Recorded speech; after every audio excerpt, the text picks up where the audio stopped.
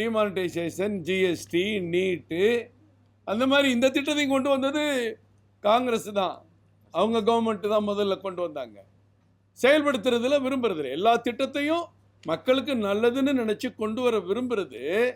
ஆனால் சுயநலத்துக்காக அதை கைவிட்டுறது. இன்னைக்கு ரஃபேல் ஃபர்ஸ்ட் பேட்ச் வந்து செகண்ட் பேட்ச் வரப்போகுது. ஒரே உத்தரவு, அதெல்லாம் வேண்டாம், எனக்கு நீ வரணும், நீ மெயின்டைன் பண்ணணும், இந்த மாதிரி வசதி வேணும். நீங்க அவங்க சொன்ன போர் விமானம் இல்லை, டப்பா போர் விமானம் இல்லை. எதுக்கு எல்லை பகுதியெல்லாம் சீர் பண்ணணும், எதுக்கு ரோடு, எதுக்கு பாலம், அப்படிலாம் இருந்தால் எதிரிகள் சீக்கிரம் உள்ள வந்துருவான்னு அப்படி கத்துக்குட்டித்தனமாக பேசுகிற கட்சி தாங்க காங்கிரஸ் கட்சியுடைய தலைவர்கள். 20 ஆண்டுகளுக்கு முன்னாடி உருவாக்கிய திட்டத்தை கிடப்புல போட்டு இந்திய இராணுவத்தை ஒரு வலிமை இல்லாத இராணுவமாக மாற்றணும் அப்படிங்கிறது அவங்களுடைய உள் மனசில் இருக்கிற ஆசை. நாங்கள் வந்து வேலையில்லா பட்டதாரிக்கு, வேலை இல்லாத இளைஞர்களுக்கு மாதம் 1000 ரூபா கொடுக்குறோங்கிறது பெருசா? 17 வயசுக்கு மேலே உள்ள கூட்டிட்டு போய் அவனை சரியான ஒரு ஆரோக்கியம் நிறைந்த துணிச்சலான ஒரு மனிதனா மாற்றி எல்லா ட்ரைனிங் கொடுத்து படிக்க வச்சு எல்லா உதவியும் பண்ணி 10 லட்சம் ரூபா கையில் கொடுத்து வர்றது பெருசா?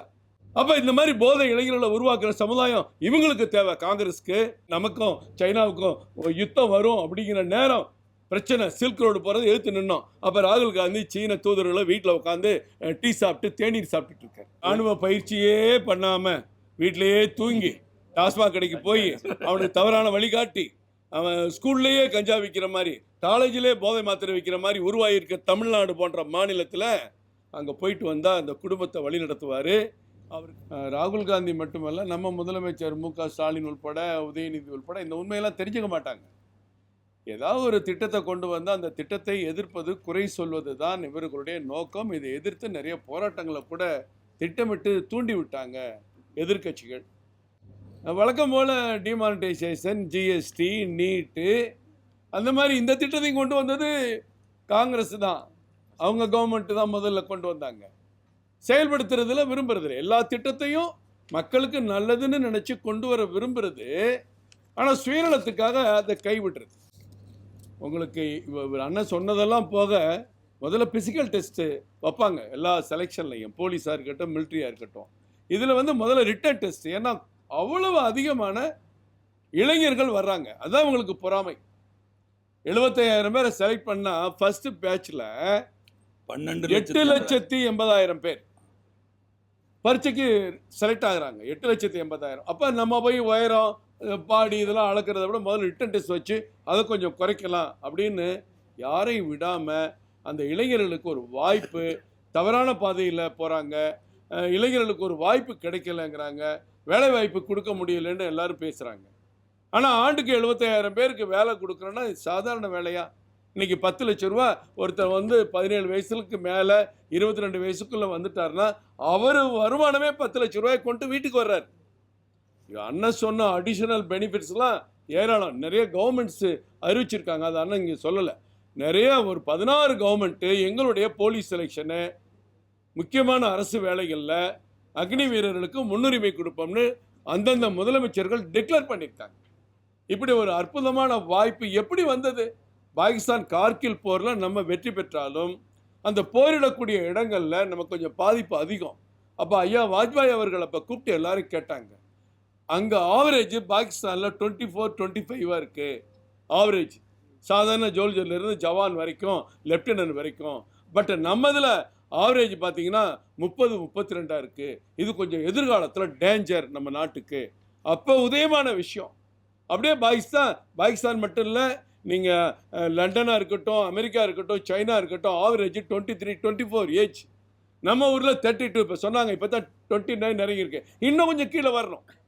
4200 கிலோமீட்டர் எதிரிகள் நாட்டோட பாகிஸ்தான் சைனாவோட பார்டரில் நம்ம வாழ்ந்துட்டுருக்கோம். அப்பா ஐயா வாஜ்பாய் கேட்டாங்க, இந்த காங்கிரஸ் என்ன சதி பண்ணியிருக்கு? பாரத பிரதமர் தெளிவாக சொன்னார், இராணுவத்தை ஒரு பகடைக்காயை பயன்படுத்தி இராணுவத்தினுடைய வளர்ச்சிக்கு குறுக்கறது காங்கிரஸ் கட்சி. 1985க்கு பிறகு ஒரு நவீன போர் விமானம் வாங்கலாங்க இந்த இந்தியாவில். இன்னைக்கு ரஃபேல் ஃபர்ஸ்ட் பேட்ச் வந்து செகண்ட் பேட்ச் வரப்போகுது. ஒரே உத்தரவு, அதெல்லாம் வேண்டாம், எனக்கு நீ வரணும், நீ மெயின்டைன் பண்ணணும், இந்த மாதிரி வசதி வேணும். நீங்கள் அவங்க சொன்ன போர் விமானம் இல்லை, டப்பா போர் விமானம் இல்லை, ஏவுகணைகள் எடுத்துகிட்டு போய் தாக்குற போர் விமானத்தை கொண்டு வந்து நம்மளுடைய இந்திய இராணுவத்தை வலிமைப்படுத்தியிருக்காரு தலைவர் பிரதமர் நரேந்திர மோடி அவர்கள். இன்றைக்கு விமானப்படையை உலகின் 3வது இடத்துக்கு கொண்டு போயிருக்காங்க, கடற்படையை 3வது இடத்துக்கு கொண்டு போயிருக்காங்க. சொந்த ஜெர்கிட் தயாரிக்காத நாட்டில் நீர்மூழ்கி கப்பல், இப்போ சொன்னார் ஒர்க் பண்ண நீர்மூழ்கி கப்பல் நம்ம தயாரிக்கிறோம், போர்க்கப்பல் நம்ம தயாரிக்கிறோம். இரவு நேரத்தில் போர்க்கப்பல்ல இருந்து நீர்மூழ்கி கப்பல்ல இருந்து மிசல் போய் அடிக்கிற அளவுக்கு நம்ம கண்டுபிடிச்சிருக்கோம். இப்ப சாதனை இந்த ஆண்டு 1,18,000 கோடிக்கு ராணுவ தளவாட உற்பத்தி பண்ணி ஏற்றுமதி பண்றோம். எங்க உலகத்தை போயிட்டு இருக்கு. இதே முன்னாள் காங்கிரஸ் ராணுவ அமைச்சர் எதுக்கு எல்லை பகுதியெல்லாம் சீர் பண்ணணும், எதுக்கு ரோடு, எதுக்கு பாலம், அப்படிலாம் இருந்தால் எதிரிகள் சீக்கிரம் உள்ள வந்துருவான்னு அப்படி கத்துக்குட்டித்தனமா பேசுற கட்சி தாங்க காங்கிரஸ் கட்சியுடைய தலைவர்கள். இன்னைக்கு ஒட்டுமொத்த பார்டர்ல அங்க சைனா என்ன நவீனம் பண்ண நம்ம நவீனம் பண்ணிட்டு இருக்கோம். 1140 பாலங்கள் புதுசா கட்டியிருக்கோம். எங்கேயோ ராணுவத்தை உயர்த்துறோம். அப்ப ராணுவம் இன்னும் இளமையாகணும், இளைஞர்கள் நிறைந்த ஒரு ராணுவத்தை உருவாக்கணும் அப்படின்னு ஐயா மறைந்த பிபின் ராவத் அவர்களோட கமிட்டி போட்டு 2 கமிட்டி ஆலோசனையின் பேர்ல நடக்கிற இந்த திட்டத்தை வேண்டுமென்றே குறை சொல்லி அரசியலுக்காக எல்லா பொய்யையும் சொல்லும் போது இந்த பொய்யையும் சொன்னார். இது எந்த அளவுக்கு பொய்யுங்கிறத அண்ணன் தெளிவா சொன்னாங்க. இது திடீர்னு வந்த திட்டம் இல்லை, அக்னிவேர். 3 கமிட்டி அமைக்கப்பட்டு அதற்கு பிறகு உருவான திட்டம் இது. என்றைக்கு 20 ஆண்டுகளுக்கு முன்னாடி உருவாடிய திட்டத்தை கிடப்புல போட்டு இந்திய ராணுவத்தை ஒரு வலிமை இல்லாத ராணுவமா மாற்றணும் அப்படிங்கிறது அவங்களுடைய உள் மனசுல இருக்கிற ஆசை. அதைத்தான் அவங்க செஞ்சுட்டு வந்தாங்க. இன்னைக்கு அதெல்லாம் மாற்றி எப்படி ராணுவத்தில் பல்வேறு துறைகளில் நம்ம முன்னேற்றம் அடைஞ்சிருக்கிறோமோ, 6 லட்சம் கோடி பட்ஜெட்டை ஏறத்தாழ 2% ராணுவத்துக்கு பட்ஜெட், மொத்த பட்ஜெட்டை 2% ராணுவத்துக்கு ஒதுக்கிய பெருமை இன்னைக்கு நரேந்திர மோடி அவர்களுக்கு சாரும். இந்த இளைஞர்களுக்கெல்லாம் மீண்டும் 22 வயசுல வெளியே 22 வயசுல இங்கே முதலமைச்சர் சொல்லுவார், மற்ற காங்கிரஸ் அறிக்கை சொல்லும், தேர்தல் அறிக்கையில் நாங்கள் வேலையில்லா பட்டதாரிக்கு, வேலை இல்லாத இளைஞர்களுக்கு மாதம் 1000 ரூபா கொடுக்குறோங்கிறது பெருசா? 17 வயசுக்கு மேலே உள்ள கூட்டிட்டு போய் அவனை சரியான ஒரு ஆரோக்கியம் நிறைந்த துணிச்சலான ஒரு மனிதனா மாற்றி எல்லா ட்ரைனிங் கொடுத்து படிக்க வச்சு எல்லா உதவியும் பண்ணி 10 லட்சம் ரூபா கையில் கொடுத்து விடுறது பெருசா? அப்ப இந்த மாதிரி போதை இளைஞர்களை உருவாக்குற சமுதாயம் இவங்களுக்கு தேவை காங்கிரஸ்க்கு. ஆனா பாரத பிரதமர் ஒரு துடிப்பு மிக்க தேசப்பற்று மிக்க இளைஞர்களை உருவாக்குறது பாரத பிரதமர் நரேந்திர மோடி ஆசை. இதை கெடுக்கிற வழக்கம் போல கெடுக்கிற காங்கிரஸ் கட்சி இதையும் குறை சொல்லுது. ராகுல் காந்திக்கு இதை பத்தி கவலை இல்லை. நீங்க கல்வான் தாக்குதலை பாருங்க. நம்ம பக்கம் மோதின ராணுவ வீரரோட ஏஜ் அந்த ஆவரேஜ் 29-30. அந்த கல்வான்ல சைனா அவன் சண்டை போட்ட பசங்களை பார்த்தா ஒன்லி 22-23. அப்ப நம்ம எங்க இருக்கோம்? அதெல்லாம் மாற்ற நினைச்சா அதுக்கு எதிர்ப்பு தெரிவிக்கிறாங்க. இதே மாதிரி டோக்லாங்கில் நமக்கும் சைனாவுக்கும் யுத்தம் வரும் அப்படிங்கிற நேரம் பிரச்சனை, சில்க் ரோடு போகிறது எதிர்த்து நின்னோம். அப்போ ராகுல் காந்தி சீன தூதர்களை வீட்டில் உட்காந்து டீ சாப்பிட்டு தேநீர் சாப்பிட்டுட்டு இருக்காரு. இந்த கொடுமையை செய்கிறவங்க தான் இராணுவத்துக்கு 1985க்கு ஒரு விமானம் வாங்காதவங்க, இராணுவத்தை மேலே உயர்த்த கொண்டக்கூடாது, இந்திய இராணுவத்தினுடைய நிலைமை இப்படி இருக்கணும்னு நினச்சி நம்ம நாட்டுக்கு எதிராக செயல்படுறவங்க தான் இப்படி பொய்யான பிரச்சாரம் பண்ணுறாங்க. அதுக்கு தான் அண்ணன் இப்போ சரியான விளக்கம் சொல்லியிருக்கிறாங்க. ஏதாவது சந்தேகம் தான் நீங்கள் ராணுவ பயிற்சி மேற்கொண்டு வெளிவரக்கூடியவங்க வேலை கிடைக்கலாம் தவறான பாதைக்கு போவதற்கான வழி இருக்கு அப்படின்னு ராணுவ பயிற்சியே பண்ணாம வீட்டிலேயே தூங்கி டாஸ்மாக் கடைக்கு போய் அவனுக்கு தவறான வழிகாட்டி அவன் ஸ்கூல்லையே கஞ்சா விற்கிற மாதிரி, காலேஜிலே போதை மாத்திரை விற்கிற மாதிரி உருவாகியிருக்க தமிழ்நாடு போன்ற மாநிலத்தில் அங்கே போயிட்டு வந்தால் அந்த குடும்பத்தை வழி நடத்துவார். அவருக்குன்னு ஒரு சொந்த சக்தி வந்துருச்சு. ஒரு பொருளாதாரத்தில் 10 லட்ச ரூபா வந்துருச்சு. இந்த 10 லட்ச ரூபா ராணுவத்தில் எடுக்கிற 25% மட்டும் இல்லை, ஒட்டு மொத்தமாக அண்ணன் சொன்ன மாதிரி இன்றைக்கி 75,000 பேர் போனால் 75,000 பேருக்கு அந்த சலுகை இருக்குது, அந்த மரியாதை இருக்குது. இன்றைக்கி தமிழ்நாட்டில் பல பிரச்சனை வருது, வெள்ளம் வருது, புயல் வருது. அந்த மாதிரி பாதுகாப்பு நேரத்துக்கு ஒரு டீமை போடுங்க. இங்கே ஒரு 1 லட்சம் பேரை கொண்ட ஒரு படையை உருவாக்குங்க. அதுக்கு அவங்களெல்லாம் பயன்படுத்துங்க. மாநில அரசு திட்டமிடணுங்க. அதுக்கு சும்மா இருந்தால் தாங்க மண்டை எல்லா வேலையும் கெடுதல் வேலையெல்லாம் சிந்திக்கும். ஒரு ஆரோக்கியமான சிந்தனை உள்ள பையன் அதெல்லாம் செய்ய மாட்டாங்க. அவங்களுக்கு வாய்ப்பை அவங்களே உருவாக்கக்கூடிய சக்தி வந்துடும். எல்லாம் நீங்கள் சொன்னீங்களே, ரிலையன்ஸ், டாடா, மஹேந்திரா எல்லா நிறுவனங்களும் அவங்கள வேலைக்கு எடுக்கிறேன்னு இருக்காங்க, வாக்குறுதி கொடுத்துருக்காங்க. அதனால நல்லதே சிந்திப்போம்.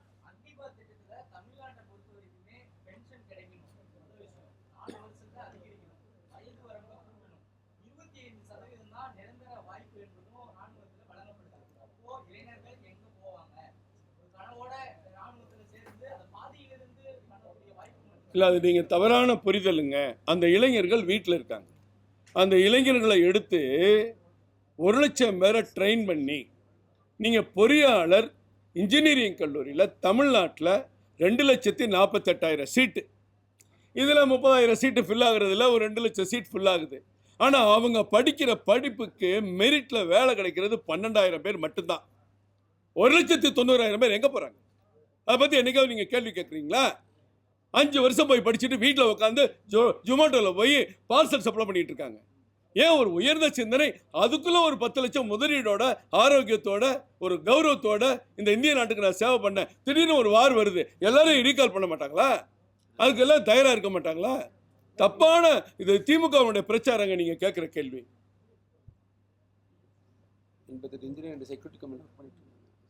வேற எது இருக்குங்களா தம்பி? கேட்கல. தொடர்ச்சியா சீனா வந்து உரிமை கொண்டாடி தான் இருக்கு. ஏப்ரல் 1ஆம் தேதி வரைக்கும் வந்து பாத்தீங்கன்னா 4 இடத்துக்கான பெயர் பலகையை வெளியிட்டு நீங்க வந்து சொல்றீங்க அருணாச்சல பிரதேசமான 36 இடம். சீனா வச்ச பேரெல்லாம் இல்லைன்னு நம்ம ஐயா ஜெயசங்கர் அவர்கள் குறிப்பிடாமல் இன்னொன்று சொல்லணும். முதல் இந்த அக்னிவீர் கமிட்டியினுடைய உருவாக்க வேண்டும் என்ற கமிட்டியினுடைய முதல் தலைவர் சுப்பிரமணியம் அவர்கள் ஐயா ஜெயசங்கருடைய தந்தை. அந்த நேரத்தில் நான் சுட்டி காட்ட விரும்புகிறேன். சைனா என்ன வேணாலும் பார்க்கணும், சென்னையை கூட அவன் ஏதாவது கொன்னைன்னு வைப்பான். நம்ம என்னங்க பண்ணிட்டு போகிறது? அங்கே உட்காந்தாலும் நம்ம ஊரில் வந்து போர்டு மாட்ட முடியாது, நம்ம ரெக்கார்டில் மாற்ற முடியாது, நம்ம ரிஜிஸ்டர் ஆஃபீஸில் மாற்ற முடியாதுல்ல. அது பொய்யான பிரச்சாரம் சைனா அப்போ இருந்து பண்ணிட்டு இருக்காங்க. சைனாவுக்கு அடிமையாக இருந்த கட்சிகள் அதுக்கெல்லாம் இடம் கொடுத்தாங்க. இப்போ முடியாது, ஒட்ட வாழை நறுக்கிடும்.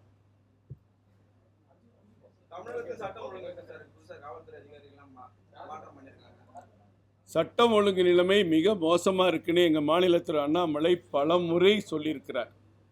ஏறத்தாழ இந்த 3 ஆண்டுகளில் 800க்கும் அதிகமான படுகொலை சம்பவங்கள் நடந்திருக்கிறது. அது ஒன்றே உதாரணம். கள்ளச்சாராய ஒட்டுமொத்த பழிகள் 2வது முறை நடந்திருக்கு. மதுராந்தகத்தில் கள்ளச்சாராயத்தில் 20 பேர் இறந்த உடனேயே 2400 வழக்குகள் போட்டோம்னு ரிப்போர்ட் கொடுத்தாங்க. அதுக்கு பிறகுதான் இந்த விசச்சாராய சம்பவம் நடந்திருக்கு. சட்டம் ஒழுங்கு சரியில்லை என்ற காரணத்தினால தான் ஒட்டுமொத்த காவல்துறை அதிகாரிகளும் மாற்றப்பட்டிருக்கான்னு நான் நினைக்கிறேன். மாற்றம் பண்ணியிருக்கிறதா இல்லை, மாற்றம் பண்ணியிருக்கிறவங்க புதுசாக வர்றவங்க இவங்க போகிற இடத்துல, அப்போ இவங்க புதுசாக போகிற இடத்துல எல்லாம் இந்த தப்பு நடக்குமா? அப்படி தான் கேள்வி கேட்க வேண்டியது நீங்கள் கேட்குறது. இப்போ ஒரு மாற்றம் பண்ணி ஒருத்தர் மதுரைக்கு போகிறாரு, ஒருத்தர் திருச்சிக்கு போகிறாரு, அங்கெல்லாம் தப்பு நடக்க ஆரம்பிச்சிருமா? காவல்துறை தன் கடமையை செய்யணும், ஆளுங்கட்சிக்கு அடிமையாக இருக்கக்கூடாதுன்னு எங்கள் தலைவர் நேற்று வரைக்கும் சொன்னார். அதுக்காக சட்டத்தை எடுத்து காவல்துறை ஒட்டுமொத்தம் வேலை செய்ய முடியாது, ஏன்னா அது ஒரு போலீஸ் ஸ்டேட்டாக மாறக்கூடாதுன்னு நேற்று எங்கள் தலைவர் அண்ணாமலை சொல்லியிருக்கிறாங்க. அந்த மாதிரி காவல்துறை முழுமையாக மக்களுக்கான சேவை செய்கிற ஒரு இலாக்காவாக அந்த அதிகாரிகள் மாறணும். ஆளுங்கட்சிக்கு ஜால்ரா போகிறவங்களாம் இருக்கக்கூடாது. நடந்து முடிந்த பாராளுமன்ற கூட்டத்தொடரில்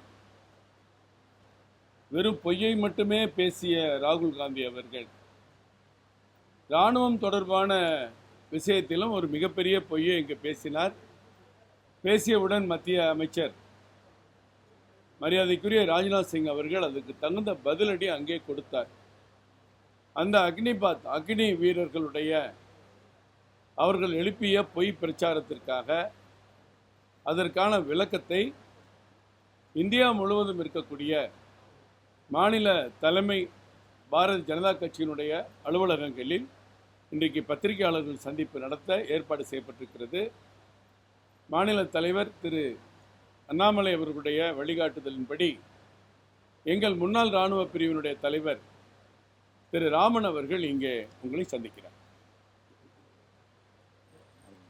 சொல்லிடுங்க. குட் மார்னிங், காலை வணக்கம் எல்லாருக்கும். ரொம்ப சீரியஸான ஒரு சிச்சுவேஷன். ராகுல் காந்தி இராணுவ படை வீரர்களை தவறாக வழி நடத்தி கொண்டிருக்கின்றார். காரணம் என்னென்னா, ஒரு பார்லிமெண்ட்டில் எப்போதுமே உண்மையை தான் பேசணும். பார்லிமெண்ட்டில் அவர் ஒரு அக்னிவீர், இது ஒரு 4 ஆண்டுகள் பணியாற்றக்கூடிய ஒரு அருமையான ஒரு திட்டம். அந்த திட்டத்திலே ஒரு இராணுவ வீரர் ஜம்மு காஷ்மீரில் மைன்ஸ் என்று சொல்லக்கூடிய அந்த குண்டு காரணமாக இறந்து விடுகின்றார். அவருக்கு பணமே கொடுக்கவில்லை என்ற ஒரு வீடியோ வைரலாக்குகிறார். பார்லிமெண்ட்லேயும் அதை சொல்கிறார். அதற்கு பதிலாக நமது மதிப்பிற்கும் மரியாதைக்கும் உரிய ராஜ்நாத் சிங் அவர்கள் தெளிவாக 98 லட்சம் ரூபாய் கொடுக்கப்பட்டிருக்கின்றது, மேலும் 67 லட்சம் ரூபாய் கொடுக்கப்படும் என்ற ஒரு உண்மையை சொல்லுகின்றார். அதையும் அவர் ராகுல் காந்தி என்ன சொல்கிறாருன்னா, அது பொய்யான பிரச்சாரம் அப்படின்னு சொல்கிறார். அது தவறு. காரணம், ராஜ்நாத் சிங் அவர்கள் பாராளுமன்றத்தில் சொன்ன பொழுது 98 லட்சம் ரூபாய் கொடுத்து முடிக்கப்பட்டுள்ளது. அதற்கு சாட்சியாக அந்த அஜய்குமார் சிங்கோட தகப்பனார் திரு சரண்ஜித் சிங் அவர்கள் ஒரு வீடியோவில், ஒரு ப்ரெஸ் கான்ஃபரன்ஸில், பல மீடியாக்களில் அவர் வந்து இன்டர்வியூ கொடுத்துருக்காரு. எனக்கு வந்துருச்சு, இன்னும் கொஞ்சம் தரேன்னு சொல்லியிருக்காங்கன்னு சொல்லியிருக்காரு. காரணம் என்னென்னா, அந்த 67 லட்சம் ரூபாயும் ஏன் வந்து தாமதம் ஏற்பட்டது என்று கூறினால், அதற்கு வந்து போலீஸ் வெரிஃபிகேஷன் இருக்குது, ஃபைனல் அக்கௌண்ட் செட்டில்மெண்ட்டுன்னு எல்லாருக்கும் தெரியும். வந்து கம்பைன்ட் டிஃபென்ஸ் அக்கௌண்ட் சிடிஏன்னு இருக்குது. சிடிஏ ஆர்மி அந்த எல்லா பணத்தையும் கணக்கு பண்ணி இவ்வளோ ரூபா துல்லியமாக கொடுக்கணும் சொன்ன பிறகு தான் கொடுக்க முடியும். உடனே எடுத்த உடனே கொடுத்துட முடியாது. அந்த பணம் உடனே கொடுக்கப்பட்டது. காரணம், அது 2 வகையான பணம். ஒன்று கருணை நிதி 44 லட்சம் ரூபாய், அடுத்தது இன்சூரன்ஸ் 48 லட்சம் ரூபாய். ஸோ இது 2ஐயும் கொடுத்த பிறகு தான் பாக்கி உள்ள பணம். சிறிது தாமதம் ஏற்பட்டதை அவர் தவறாக பயன்படுத்தி கொண்டு அவர் சொல்லியிருக்காரு. நீங்கள் எல்லோரும் பார்த்துருப்பீங்க, பல நாடுகளிலே இராணுவ பயிற்சியானது மிக மிக கட்டாயம். எல்லா மேல் இவங்களும் வந்து 2 வருட கால இராணுவ பயிற்சி இருக்கின்றது. ஏன் ராகுல் காந்தியோட ஆயா வீடுன்னு தான் சொல்லணும். அவர் அந்த நாட்டில் தான் அவங்க அம்மா பிறந்திருக்காங்க. அந்த நாட்டிலேயே இராணுவ பயிற்சி கட்டாய பயிற்சி. நீங்கள் கூகுள் பண்ணி பார்த்துக்கலாம். இட்டாலியில் இராணுவ பயிற்சி கட்டாய பயிற்சியாக இருக்கின்றது. 1 வருடத்திலேருந்து 2 வருடம் எல்லா சிட்டிசனும் அங்கே வந்து இராணுவ பயிற்சி எடுக்கணும். ஸோ இந்த 4 வருட அக்னிபத் ஸ்கீம் வந்து one of the best scheme. நானும் என்னோட எல்லா நண்பர்களிடமும் பேசியிருக்கேன். என்னோட பணியாற்றிய அனைத்து அதிகாரிகளிடம் நான் தொடர்பு கொண்டு நான் பேசியிருக்கின்றேன். அருமையான ஒரு திட்டம். காரணம் என்னென்னா, 4 வருடத்திலே 17 வயசுலேயே வந்து அவங்க வந்து இராணுவத்தில் சேர்ந்துடுறாங்க. Maximum age limit 21. நிறைய பேர் வந்து பீகார் போன்ற வட மாநிலங்களிலே 23 வயது வரை உச்சவரம்பு இருக்க வேண்டும் என்று கேட்டுக்கொண்டிருக்கின்றார்கள். அதை பரிசீலித்து கொண்டிருக்கின்றார்கள். இப்போ இருக்கிற நிலைமைக்கு 2024க்கு ஏஜ் லிமிட்டு 17லேருந்து 21 வயசு. அந்த வயசில் போய் சேர்கிற பிள்ளைகளையும் நீங்கள் மற்ற நம்ம சென்னையிலேயோ மற்ற நகரங்களிலோ கிராமப்புறங்களிலோ இருக்கக்கூடிய பிள்ளைகளுடைய நிலையை நீங்கள் சற்று சிந்தித்து பார்க்க வேண்டும். என்ன அருமையான ஒரு திட்டம். அங்கே வந்து 17 வயசில் இது வந்து என்ட்ரிக்கான எல்லா விதிமுறைகளும் இருக்கின்றன. என்ட்ரன்ஸ் எக்ஸாம் இருக்குது, அப்புறம் ஃபிசிக்கல் டெஸ்ட் இருக்குது, மெடிக்கல் டெஸ்ட் இருக்குது, அதுக்கப்புறம் டாக்குமெண்டேஷன், அதாவது ஒரிஜினல் சர்டிஃபிகேட்ஸ்லாம் காட்டக்கூடிய ஒரு இது இருக்குது. இது வந்து வெரி வெரி டிரான்ஸ்பரண்ட்டான ஒரு பரீட்சை. அந்த பரீட்சையை தேர்பவர்கள் மெரிட் லிஸ்ட் பிரகாரம் சேர்த்து கொள்ளப்படுகிறார்கள். ஸோ அக்னிபத் ஸ்கீம் வந்து 17லேருந்து 21 வயசில் சேர்ந்துட்டா 4 வருஷம் இருப்பாங்க. ஏன் 5 வருஷம் இல்லைங்கிறது நீங்கள் நினச்சி பார்க்கணும். ஏன் 5 வருஷம் இல்லைன்னா, 5 வருஷம் இருந்துட்டாங்கன்னா ஒன்று என்ன ஆகுதுன்னா, அவங்க லைஃப் லாங் வந்து எக்ஸர்வீஸ்மென்கிற ஒரு ஸ்டேட்டஸ் வந்துடும். இப்போ நான் வந்து ஒரு 7 ஆண்டுகள் பணியாற்றிய ஒரு நீர்மூழ்கி கப்பல் இன்ஜினியர், பொறியாளராகவே எனக்கு எக்ஸர்வீஸ்மென்ட் ஸ்டேட்டஸ் எனக்கு சாகிற வரைக்கும் இருக்குது. என் மனைவிக்கு நான் செத்த பிறகும் இருக்குது. ஸோ அந்த அளவுக்கு ஒரு எக்ஸர்வீஸ்மென்ட் ஸ்டேட்டஸுக்கு கேன்டீன் ஃபெசிலிட்டி இருக்குது, மருத்துவ உதவி இருக்கின்றது. ஸோ இந்த மாதிரி உதவியெல்லாம் நீங்கள் வந்து 4 வருஷம் பணியாற்றிட்டு லைஃப் லாங் கொடுக்கணும்னா செலவு நடைகள் கூட. அதற்கும் நான் ஒரு நல்ல உதாரணம் சொல்கிறேன். நம்ம ப. சிதம்பரம் நிதி அமைச்சராக இருந்த பொழுது இராணுவ பட்ஜெட் எவ்வளோன்னா வெறும் 1.5 லட்சம் கோடி ரூபா தான். 1.5 lakh crores, only 1.5 lakh crores. இன்னைக்கு என்ன, நமது நிதியமைச்சர் மாண்புமிகு நிர்மலா சீதாராமன் அவர்களுடைய பட்ஜெட்டில் 6.5 லட்சம் கோடி ரூபாய் இது டிஃபென்ஸ் பட்ஜெட்டு. இப்போ போட்டு பாருங்கள், 4.25 மடங்கு வருது. எப்படி ராகுல் காந்தி பேசலாம்? அவரோட இத்தாலி நாட்டில் கம்பல்சரி மிலிட்ரி ட்ரைனிங்கு, இங்கே 4 வருஷத்துக்கு இருக்கக்கூடாது, இதை ஸ்கிராப் பண்ணுங்க, 15 வருஷ காலம் இருக்க வேண்டும், அவங்களுக்கு பெர்மனன்ட் எம்ப்ளாய்மெண்ட் வேணும், என்னென்னமோ வார்த்தைகள் யூஸ் பண்ணார். பி சிதம்பரம் கூட நீங்கள் பக்கோடா விற்கணும்னா அக்னிபத் ஸ்கீமில் போங்க, நீங்கள் வந்து டிரைவர் ஆகணும்னா போங்க, முடி வெட்டுறவரா பார்பர் ஆகணும்னா நீங்கள் போகணும்னா பேசியிருக்கார் பி சிதம்பரம் இந்த ஸ்கீமை கொண்டு வந்தவருங்க. ஆனால் என்னுடைய அசஸ்மெண்ட் நான் சொல்கிறேன், இராணுவ அதிகாரியாக இருந்து என்னுடைய நண்பர்கள்லாம் இராணுவ அதிகாரிகளாக பணியாற்றி இருக்கின்றார்கள். நானும் ஒரு 3 ஆண்டு காலம் தமிழ்நாடு ஃபுல்லாக போயிருக்கேன். அருமையான திட்டம், சந்தேகமே இல்லை. நான் அதோட நல்லது சொன்னேன்னா நிச்சயமாக நீங்களே பத்திரிகையாளர்களை நீங்களும் பொதுமக்களும் நிச்சயமாக புரிந்து கொள்வீர்கள். 6.5 லட்சம் ரூபாய் நிர்மலா சீதாராமன் கொடுக்குறாங்க. அதில் 2.5 லட்சம் கோடி ரூபா பென்ஷன். ஆனால் நம்ம சிதம்பரம் வெறும் 50,000 கோடி ரூபா தான் பென்ஷன் கொடுத்தாரு. யோசிச்சு பாருங்க, 2.5 லட்சம் எங்க, 50,000 கோடி எங்க? 2.5 லட்சம் கோடி, 5 மடங்கு பென்ஷன் கூட. ஏன்? மோடி அவர்கள், நமது மதிப்பிற்கும் மரியாதைக்கும் உரிய பாரத பிரதமர் மோடி அவர்கள் 2014 தேர்தல் அறிக்கையிலே என்ன சொல்லியிருக்காரு? 1 ரேங்க் 1 பென்ஷன் கொண்டு வருவேன் என்று கூறினார்கள். அதை அப்படியே இம்ப்ளிமெண்ட் பண்ணாரு. அதனால பென்ஷனோட பேர்டன் பட்ஜெட்டில் 5 மடங்கு ஆயிருக்கு. இன்னைக்கு வந்து 3,000 ரூபா வாங்கின 1971 அவர் வந்து இப்போ சண்டையிட்டிருப்பார். அதுக்கப்புறம் ஒரு 80 ரிட்டையர் ஆகிருப்பார். 3,000 ரூபா 6,000 ரூபா வாங்கிக்கிட்டு இருந்த அந்த ஜவானு இன்னைக்கு 30,000 ரூபா மினிமம் பென்ஷன். அப்போ யோசிச்சு பாருங்க, 5 மடங்கு.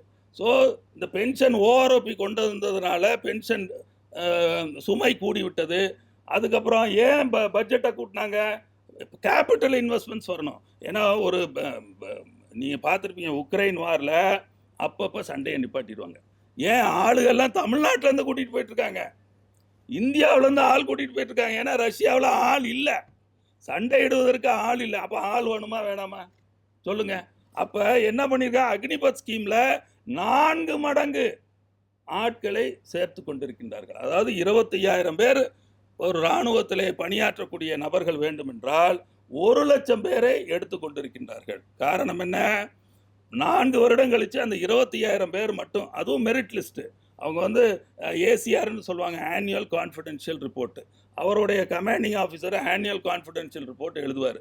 அந்த 4வது வருஷ ரிப்போர்ட்டை வச்சு அவங்க கூட செஞ்சிருக்கக்கூடிய நல்ல காரியங்களை வைத்து அந்த 25%, 1 லட்சம் பேர் எடுத்திருக்காங்கன்னா 25,000 பேருக்கு அடுத்த 15 ஆண்டுகள் பணியாற்றக்கூடிய அந்த பெர்மனண்ட்டான ஒரு வேலையை கொடுக்கக்கூடிய ஒரு நல்ல திட்டத்தை கொண்டு வந்திருக்கின்றார்கள். பாக்கி 75,000 பேருக்கு நல்ல நல்ல சலுகைகள் செய்திருக்கின்றார்கள். நீ யோசிச்சு பார்க்கணும், அருமையான திட்டம்.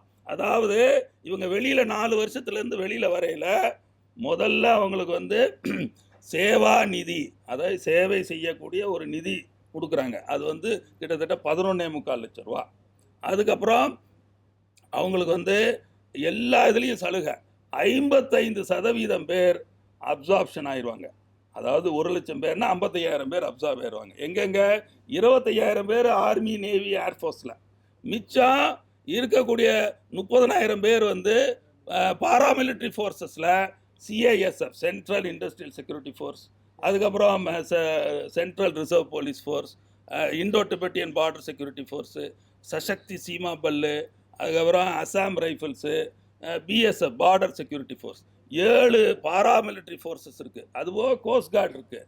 இதில் எல்லாம் 10% இது நம்ம மதிப்பிற்கும் மரியாதைக்கும் உரிய உள்துறை அமைச்சர் அமித்ஷா அவர்கள் என்ன செஞ்சுருக்காரு? உடனே அனௌன்ஸ் பண்ணிட்டாரு. ஏன்னா இந்த ஸ்கீமை அனௌன்ஸ் பண்ணலையே inter ministerial memorandum of understanding செய்யப்பட்டிருந்தது. அந்த எம்ஓயு பிரகாரம் 10% இருக்கக்கூடிய அக்னிவீர் வீரர்களுக்கு, அதாவது வீரர்களுக்கு நாங்கள் அவர்களுக்கு ஸ்பெஷல் உரிமை கொடுத்து அவர்களை நாங்கள் எடுத்துக்கொள்கின்றோம். அப்போ 1 லட்சம் பேரில் 55,000 பேர் வந்து அப்சார்ப் ஆகிட்டாங்க. கரெக்டாக இல்லையா? அது போக எல்லா defence public sector units 16 public sector units இருக்குது. அது என்னென்னா like PML, hall, Hindustan aeronautic limited, Bharat earth movers limited, Bharat electronics limited, அப்புறம் நிறைய ஆர்டினன்ஸ் ஃபேக்ட்ரிஸ் இருக்குது. எல்லா பிஎஸ்யூஸ்லேயும் 10% ரிசர்வேஷன் இந்த அக்னிவீருக்கு கொடுக்கப்பட்டிருக்கின்றது. அப்போ பாருங்கள், அதில் நீங்கள் போட்டிங்கன்னா அதில் ஒரு 20,000 பேர் போயிடுவாங்க. அதுபோக அனைத்து police force, especially railway protection force, எல்லா police force, coast guard, coast கார்டும் comes under the home ministry. Amit Shah அவர்கள் அதுலேயும் 10% கொடுத்துருக்காரு. நீங்கள் நேவியில் வேலை பார்த்தீங்கன்னா 10% அப்படியே நீங்கள் போயிடலாம். அதுக்கு நான் ஆர்மியில் இருக்கிறவங்களும் வரலாம். அவங்களும் அதுக்குடைய தகுதி பெற்றிருந்தால் இப்போ வந்து ஸ்டோர் கீப்பர், அப்புறம் வந்து கிளரிக்கல் ஸ்டாஃபு, ஸ்டீவர்ட் இருக்காங்க, செஃப் இருக்காங்க, எத்தனையோ ட்ரேட்ஸ்மென் இருக்காங்க. அவங்கெல்லாம் they will be absorbed in the paramilitary forces and all police forces. நிறைய மாநிலம் நம்ம தமிழ்நாடை தவிர அனைத்து மாநிலங்களும் 10% ரிசர்வேஷன் போலீஸ் ஃபோர்ஸில் இந்த அக்னிவீர் என்று சொல்லக்கூடிய அக்னிபத் திட்டத்தின் மூலமாக வந்த இராணுவ வீரர்களுக்கு தருகிறோம் என்ற உத்தரவாதத்தை தந்திருக்கின்றார்கள். கவர்மெண்ட், அதாவது ஸ்டேட் கவர்மெண்ட்ஸ் தந்திருக்கு. அதனால் நீங்கள் நினைத்து பார்க்க வேண்டும், 1,00,000 பேரும் அப்சார்வ் ஆகிடுவாங்க. அது மட்டும் இல்லை, இந்த படித்து கொண்டு இந்த 4 வருட காலம் வேலை பார்க்கின்ற பொழுதே அவங்களுக்கு பல திட்டங்கள் செய்திருக்கின்றார்கள். முதல்ல 4 வருஷம் வந்து வெளியில் வரையிலேயே மினிஸ்ட்ரி ஆஃப் ஸ்கில் டெவலப்மெண்ட்னு ஒன்று புதுசாக நம்ம மாண்புமிகு பிரைம் மினிஸ்டர் மோடி அவர்கள் கொண்டு வந்திருக்கிறார். 2015 கொண்டு வந்துட்டார். ஸ்கில் டெவலப்மெண்ட், MSMEக்கு கீழே ஸ்கில் டெவலப்மெண்ட் மினிஸ்ட்ரி. அந்த skill development ministry will give skill certificate which is equivalent to இந்த ஒகேஷ்னல் கோர்ஸ் சர்டிஃபிகேட்டு. ஸோ அந்த தகுதி படைத்தவர்கள் அந்தந்த கம்பெனியில் வேலைக்கு எடுத்துக்கொள்ளப்படுவார்கள். அது மட்டும் இல்லை, 8th ஸ்டாண்டர்ட் பாஸ் பண்ணி சேர்றவங்க, 17 வயசில் 8ஆம் கிளாஸ் தான் படிச்சிருக்காரு, 4 வருஷம் வேலை பார்த்துட்டாருன்னா அவருக்கு அங்கே மார்க் சிஸ்டம் கொண்டு வந்திருக்காங்க. அதுபடி 10th ஸ்டாண்டர்ட் சர்டிஃபிகேட் கொடுத்துருவாங்க. அதுக்கெல்லாம் பார்லிமெண்ட் ஆக்ட் இருக்குது. அதுக்கு நானே ஒரு உதாரணம். காரணம், நான் வந்து ஒரு பொறியாளராக இருந்து நான் வந்து நேவியில் போய் ஜாயின் பண்ணப்போ எனக்கு கிட்டத்தட்ட ஒரு 14 மாத ட்ரைனிங், அதில் விச் இன்க்ளூட்ஸ் கப்பல் ட்ரைனிங், என்னோட வாட்ச் கீப்பிங் டிக்கெட்டுன்னு சொல்லுவாங்க. பார்லிமெண்ட் ஆக்ட் படி எனக்கு பிடெக் மெரைன் இன்ஜினியரிங் சர்டிஃபிகேட் கொடுத்தாங்க. நான் அந்த INS சிவாஜி லோனாவலாவில், பூனேயில், மகாராஷ்டிராவில் முடித்த பிறகு கடைசியாக marine engineering specialisation course, marine engineering introductory course, 6 மாதம் வாட்ச் கீப்பிங் டிக்கெட், இதை முடித்த உடனே பார்லிமெண்ட்டோட ஆக்ட் படியே, இப்போவும் இது ஆக்ட் தான், ஆக்ட் படி I got BTech in marine engineering certificate. அதை வச்சு மர்ச்சன்ட் நேவி நான் 3 வருஷம் போயிட்டு வந்தேன். 3 வருஷம் நான் மர்ச்சன்ட் நேவி போனதை அந்த சர்டிஃபிகேட்டை வச்சு தான். அல்லாட்டி என்னோட முதல் இன்ஜினியரிங் மெரைன் இன்ஜினியரிங் கிடையாது. என்னுடைய அனைத்து நான் கோர்ஸ் மேட்டும் அதே போல் இந்த அக்னிபத் ஸ்கீமில் 8ஆம் கிளாஸ் முடிச்சு வந்தீங்கன்னா 10ஆம் கிளாஸ் சர்டிஃபிகேட் கொடுத்துருவாங்க. அந்த 4 வருஷத்தில் 10ஆம் கிளாஸ் நீங்கள் நீங்கள் வந்து தேர்ந்தெடுக்கப்பட்டால் உடனே அவங்களுக்கு 12th ஸ்டாண்டர்ட் சர்டிஃபிகேட் கொடுத்துருவாங்க. அப்புறம் பாருங்கள், இக்னோன்னு ஒரு ஆர்கனைசேஷன் இருக்குது, இந்திரா காந்தி ஓப்பன் யூனிவர்சிட்டின்னு. அந்த university has signed and memorandum of understanding with the ministry of defence. என்னது MOU சொல்லுது? 60 பாயிண்ட் ஆர்மி கொடுக்கும், 60 யூனிட்ஸ் ஆர்மி கொடுக்கும், 60 யூனிட்ஸ் இக்னோ கொடுக்கும். ஸோ இந்த 4 வருட காலத்தில் நீங்கள் அந்த இக்னோவில் சேர்ந்துட்டிங்கன்னா அவங்க வைக்கக்கூடிய பரீட்சைகளை நீங்கள் தேர்வு செய்து விட்டால் 60 மார்க் அவங்க கொடுப்பாங்க, 60 மார்க் ஆர்மி கொடுப்பாங்க. நீங்கள் வெளியில் 4 வருஷம் கழித்து வெளியில் வரையில் டிகிரி ஹோல்டராக வரலாம். 4-5 டிகிரி கொடுத்துருக்காங்க. பேச்சுலர் இன் அப்ளைட் ஸ்கில்ஸு, பேச்சுலர் இன் ஆர்ட்ஸ் அப்ளைட் ஸ்கில்ஸ், BAAS அப்படின்னு ஒரு டிகிரி, காமர்ஸில் ஒரு டிகிரி. இப்போ வந்து கிளரிக்கல் ஸ்டாஃப்லாம் அதெல்லாம் எடுத்துக்கலாம், ஸ்டோர் கீப்பர் ஸ்டாஃப் எடுத்துக்கலாம். அப்புறம் bachelor in arts, skill development, applied skills and tourism management. இந்த மாதிரி 4 வகையான UG டிகிரி வாங்கலாம். அது மட்டும் இல்லை, இந்த டெக்னிக்கலாக போகிறவங்க என்ன பண்ணலாம்னா, வெளியில் வந்துட்டோன்னா நீங்கள் எல்லாம் கேள்விப்பட்டிருப்பீங்க, பாலிடெக்னிக் முடிச்சுட்டு நீங்கள் இன்ஜினியரிங் படிக்கணும்னா லேட்ரல் என்ட்ரின்னு ஒன்று இருக்குது. அதாவது செகண்ட் இயரில் நீங்கள் போய் பிடெக் ஜாயின் பண்ணலாம். அதே போல் இந்த 4 வருட காலம் நீங்கள் அக்னி வீரராக சக்ஸஸ்ஃபுல்லாக வெளியில் வந்தோடனே நீங்கள் பிடெக்கில் லேட்ரல் என்ட்ரியில் உள்ளே போய் அதுக்கு மினிஸ்ட்ரி ஆஃப் எஜுகேஷன், நமது மதிப்பிற்கு மரியாதைக்கு ஒரிசாவை சேர்ந்த தர்மேந்திர பிரதான் ஒரு MOU சைன் பண்ணியிருக்காரு. மினிஸ்ட்ரி ஆஃப் ஹியூமன் டெவலப்மெண்ட்டு அவங்க ஒரு MOU சைன் பண்ணி அவங்க இந்த 3 வருட காலம் படித்தால் போதும் என்ற ஒரு MOU சைன் பண்ணியிருக்காங்க. இப்படி பல திட்டங்களை கொடுத்துருக்கக்கூடிய திட்டத்தை இவர் ராகுல் காந்தி வந்து பழித்து பேசினார்னா நியாயமே இல்லை. நீங்கள் யோசிச்சு பாருங்கள், இன்றைக்கி இருக்கக்கூடிய பசங்க, அதாவது 8ஆம் கிளாஸ் படிச்சுட்டு 30,000 ரூபா சம்பளம் எங்கேயாவது கிடைக்குமா? தமிழ்நாட்டில் கிடைக்கக்கூடிய வாய்ப்புகள் மிக கம்மி. 10ஆம் கிளாஸ் படிச்சுட்டும் கம்மி, 12th முடிச்சுட்டே கம்மி. அப்படிப்பட்ட ஒரு சூழ்நிலையில் நல்ல டிசிப்ளின்டு ஃபோர்ஸில் 4 வருட காலம் பணியாற்றக்கூடிய வாய்ப்பு இந்த அக்னி வீரர்களுக்கு, அக்னிபத்து திட்டம் மூலமாக கிடைத்திருக்கின்றது. அதை ஒரு பாராளுமன்றத்தில் படித்து பேசக்கூடாது. அதாவது ஒரு மிலிட்டரி இது என்ன மோடி கவர்மெண்ட் எடுத்த இது, அது வந்து ஒப்புதல் கொடுத்துருக்கு. Cabinet has given the approval for the scheme. மற்றபடி எத்தனை இராணுவ வீரர்கள் கூட வெட்டட் தி ஸ்கீம் எவ்வளவு பேர் அதை வந்து ஆராய்ஞ்சு நல்லது கெட்டதை பரிசீலித்து எவ்வளோ பெரிய கமிட்டியெல்லாம் போட்டிருப்பாங்க. எல்லா இராணுவ உயர் அதிகாரிகளும் அனைத்து கிட்டத்தட்ட 158 ஆர்கனைசேஷனுக்கு லெட்டர் போட்டு உங்களோட ஃபீட்பேக்கை எங்களுக்கு கொடுங்க, இதெல்லாம் நாங்கள் இன்கார்பரேட் பண்ணுறதுக்கான ஒரு முயற்சி எடுத்துக்கிறோம்னு அவங்க எல்லாம் ஃபீட்பேக் கொடுத்த பிறகு தான் இந்த திட்டத்தையே கொண்டு வந்திருக்காங்க. எப்போ 14 ஜூன் 2022 இது வரைக்கும் 77,000 பேர் ரெக்ரூட் ஆகியிருக்காங்க. அதில் 1138 பேர் லேடிஸு. யோசிச்சு பாருங்கள், 1000 பேருக்கு மேலே ஆர்மி நேவியில் 1138, ஆர்மியில் 1000க்கு மேலே, வாயுவில் ஏர்ஃபோர்ஸ்லேயும் பெண்கள் சேர்க்கப்பட்டிருக்கின்றார்கள்.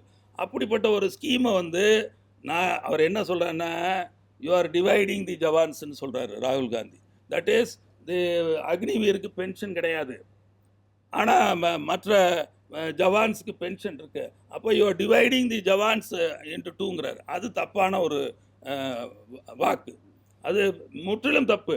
காரணம் என்ன, 4 வருடம் கழித்து 25% போகக்கூடிய வாய்ப்பு இருக்குது.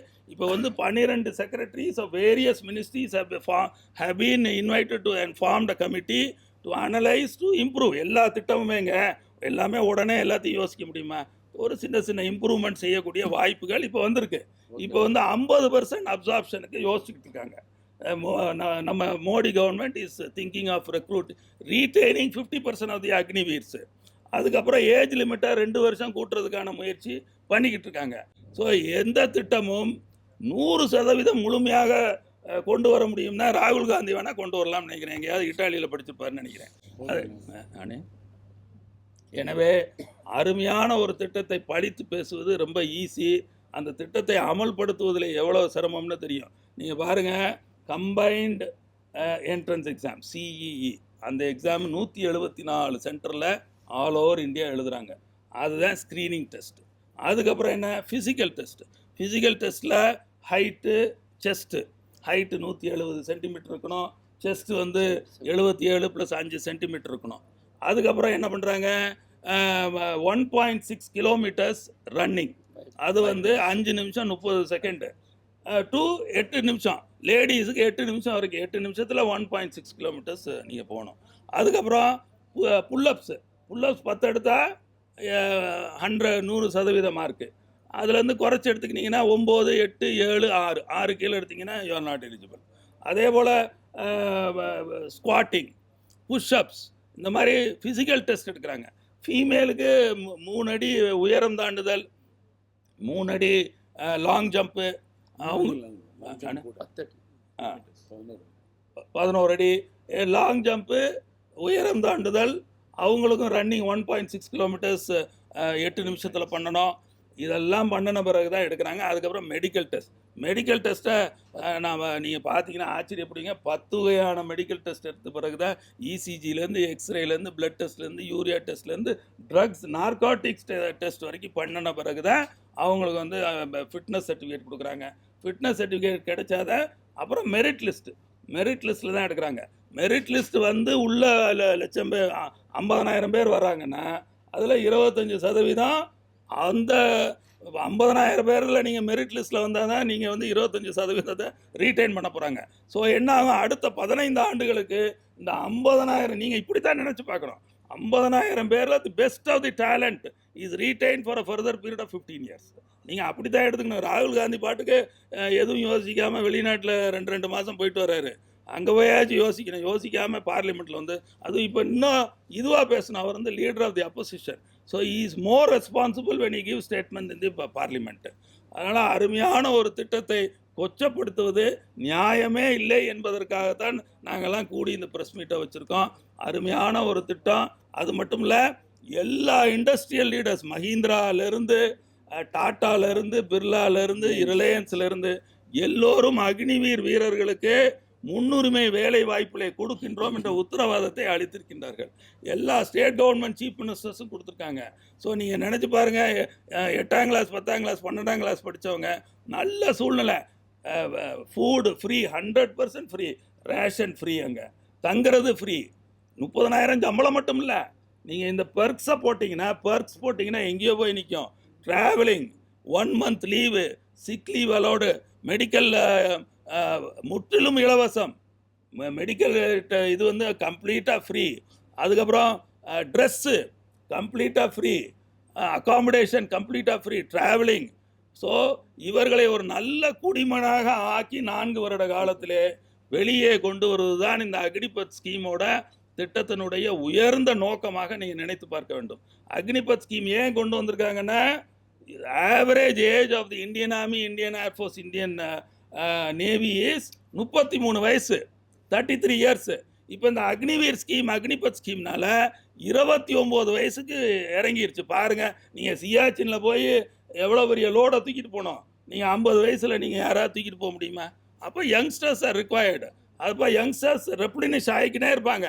ஒவ்வொரு வருடமும் புது நல்ல இளமையான இராணுவ வீரர்கள் இராணுவத்தில் சேருவார்கள். அவங்க வந்து ஃப்ரண்ட் லைனில் போய் ஒர்க் பண்ணுவாங்க. அப்போ ஒரு அஜைல் ஃபோர்ஸ் இருக்கக்கூடிய வாய்ப்பு இருக்கின்றது அந்த 29. அதுக்கப்புறம் அடுத்த இது என்னென்னா, pension burden on the budget is getting reduce. 4 வருட காலத்திலே இவங்க போகிறதுனால என்ன ஆகுது, நீங்கள் வந்து 15 ஆண்டுகள் இல்லாமல் ஒரு 75,000 பேர் கூட வேலை பார்க்கக்கூடிய வாய்ப்பும் இருக்கின்றது. அந்த ஃபோர்ஸோட ஆவரேஜ் லைஃப் குறைகின்றது, பட்ஜெட்ரி அலோகேஷன் குறையுது. ஏன்னா 15 வருஷத்தில் வெளியில் வந்தாங்கன்னா அவங்க இறக்கும் வரை நீங்கள் எத்தனையோ ஃபெசிலிட்டிஸ் கொடுக்கணும்.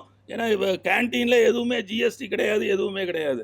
அப்போ there is a loss in the revenue exchequer. அதெல்லாம் ஏற்படாமல் இருப்பதற்காகத்தான் இந்த 4 வருட காலம் வைத்திருக்கின்றார்கள். அது மட்டும் இல்லை, நீங்கள் யோசிச்சு பாருங்கள், நல்ல இப்போ நிறைய ஸ்கூல் பிள்ளைங்கள்லாம் ட்ரக்ஸ் எல்லாம் சாப்பிட்டுக்கிட்டு இருக்காங்க, நீங்களே கேள்விப்பட்டிருக்கீங்க, கஞ்சா அடிக்கிறாங்கலாம். அப்போ யோசிச்சு பாருங்கள், இந்த திட்டத்தின் மூலமாக இராணுவத்தோட டிசிப்ளினரி ஃபோர்ஸில் இருக்கையில் அவங்க ஒரு டிசிப்ளின்டு இராணுவ வீரராக வெளியே வரக்கூடிய வாய்ப்பு இருக்கின்றது. ஒரு டிசிப்ளின் குடிமகனாக இந்த 4 வருட காலத்திற்கு பிறகு நாட்டில் பணியாற்றக்கூடிய வாய்ப்பு இருக்கின்றது. அது மட்டும் இல்லை, முத்ரா லோனில் வட்டி குறைச்சி கொடுக்க போகிறாங்க, முன்னுரிமை கொடுக்க போகிறாங்க. ஸ்டாண்டப் இந்தியாவில் முன்னுரிமை கொடுக்க போகிறாங்க. ஸோ அவங்களுக்கு இருக்கக்கூடிய வாய்ப்புகள் 4 வருட காலத்தில் நானே இந்த திட்டத்தை முத படிச்சுட்டு ரொம்ப சந்தோஷப்பட்டேன். அருமையான திட்டம்னு. இந்த திட்டத்தை கொச்சைப்படுத்த வேண்டாம் என்று ராகுல் காந்தியை நான் கேட்டுக்கொள்கின்றேன்.